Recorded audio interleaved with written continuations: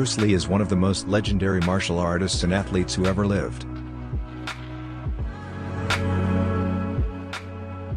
He trained differently than most people.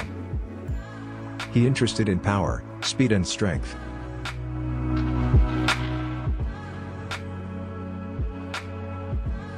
One of his main principle of training was isometric.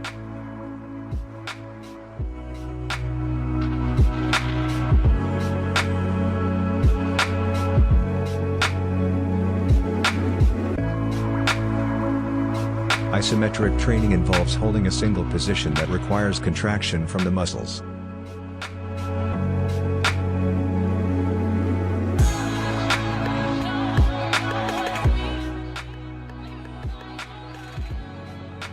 Try to do pull-ups using Bruce Lee method.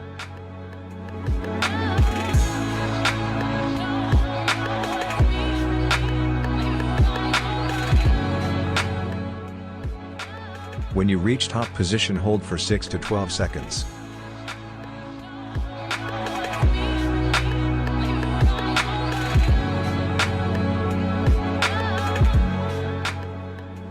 Do as much repetitions as possible. Important to breathe normally.